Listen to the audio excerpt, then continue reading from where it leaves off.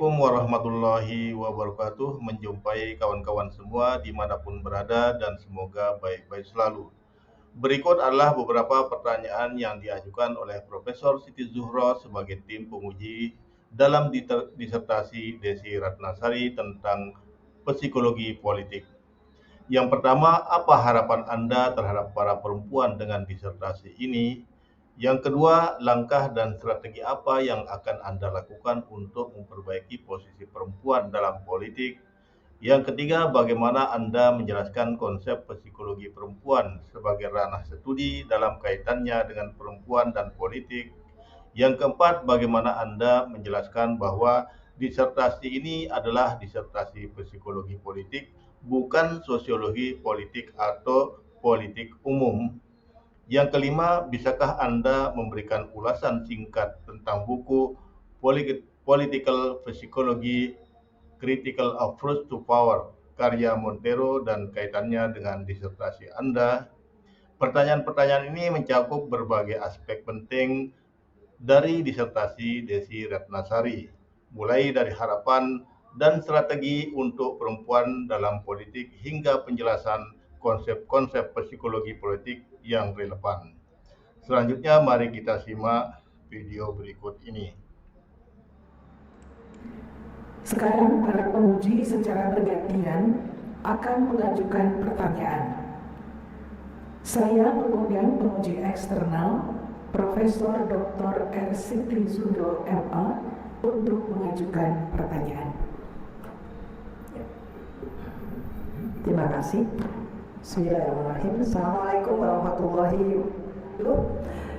Selamat pagi, salam sejahtera bagi kita semua. Pertama, saya ingin mengucapkan tentunya ikut bahagia atas kerja keras Promovenda sampai juga akhirnya pada ujian terbuka, ya, sesudah melewati tentunya banyak tantangan, rintangan yang luar biasa.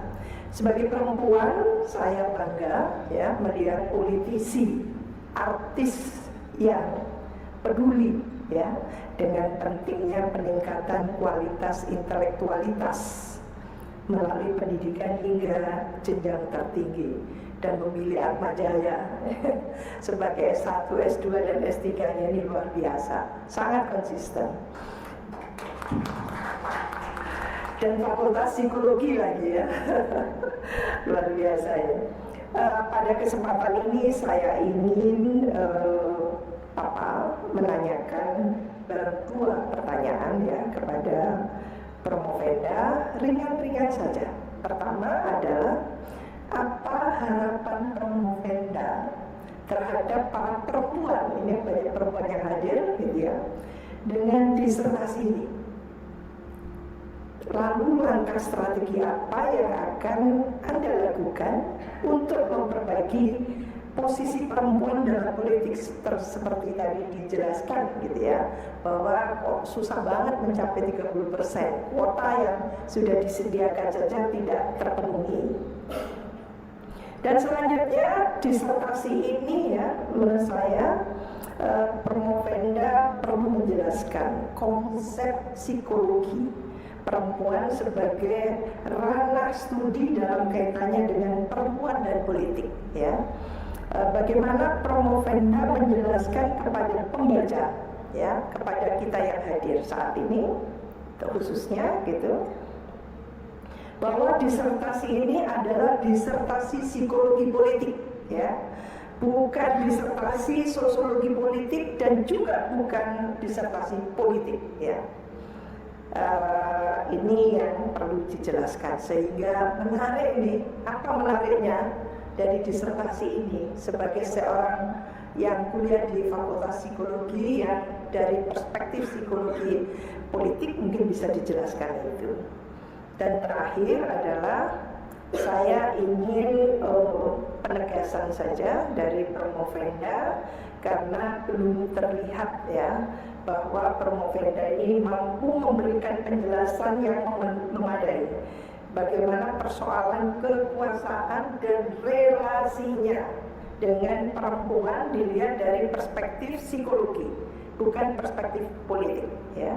Dalam referensi atau daftar pustaka, kalau kita lihat lagi di halaman 201 itu, Promovenda mengatakan mencantumkan buku Monteiro tentang Political Psychology Critical Approach to Power, ya.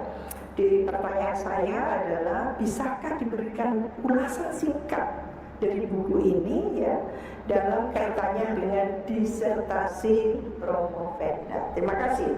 Wassalamualaikum warahmatullahi wabarakatuh. Yang terhormat Prof. Siti Jubro, terima kasih atas pertanyaannya dan izin untuk menjawab. Bahwa harapan saya terhadap perempuan tentunya dengan hasil kajian ini bisa menambah informasi yang meningkatkan kesadaran perempuan bahwa keberadaan kita ini penting di dalam konteks politik untuk menyuarakan aspirasi perempuan yang dituangkan di dalam legislatif, produk-produk legislasi dan juga produk-produk kebijakan eksekutif, sehingga masyarakat terpapar, tersosialisasikan oleh konteks kesetaraan di semua bidang. Namun tentu yang harus dilakukan oleh perempuan strateginya adalah strategi kolaborasi. Karena masyarakat Indonesia yang cenderung berbudaya dan bernilai budaya patriarki, jika kita sebagai perempuan memiliki strategi konfrontatif, biasanya cenderung ada penolakan atau cenderung muncul ketegangan antara laki-laki dan perempuan yang kemudian akan menyampaikan atau menilai perempuan itu tidak sesuai dengan norma masyarakat. Oleh karena itu saya mengajak perempuan untuk berkolaborasi dengan laki-laki politisi guna menempatkan persepsi kesetaraan gender dalam konteks sosial, bukan dalam konteks subjektif saja dalam implementasinya. Strategi untuk memperbaiki keadaan tentu harus dilakukan secara sistematis, berkelanjutan, dan dimasukkan di dalam program-program pemerintah, didukung dengan anggaran politik anggaran yang dihadirkan di dalam program-program yang langsung menembus sampai dirasakan manfaatnya oleh masyarakat. Merubah sebuah konstruksi sosial adalah PR besar. Perempuan sendiri tidak bisa melakukannya sendiri. Oleh karena itu, kita sebagai perempuan yang sendiri-sendiri ini harus terus berusaha untuk menunjukkan kesetaraan dalam kerangka kolaboratif tadi, sehingga itu menjadi sebuah habituasi atau kebiasaan dan menjadi sebuah hal yang biasa diterima oleh masyarakat secara umum. Lalu psikologi perempuan sebagai ranah studi di mana keunikan perempuan ini saya tampilkan di dalam hasil penelitian. Hasil penelitian yang saya tunjukkan kepada saudara-saudara menyangkut terkait dengan persepsi secara gender, motivasi sosial, self-efficacy, dan intensi itu adalah merupakan aspek-aspek psikologis yang ditampilkan kepada masyarakat. Selama ini hasil-hasil penelitian cenderung menggambarkan kajian yang bersifat eksternal diri perempuan terkait aspek eksternal diri perempuan seperti kebijakan affirmative action, seperti kemudian kebijakan-kebijakan yang pro terhadap perempuan, revisi undang-undang partai, kemudian revisi undang-undang pemilu, yang tentu saja ini semua belum merupakan sebuah keterangan yang bersifat subjektif dan suara berdasarkan suara perempuan dalam aspek psikologis.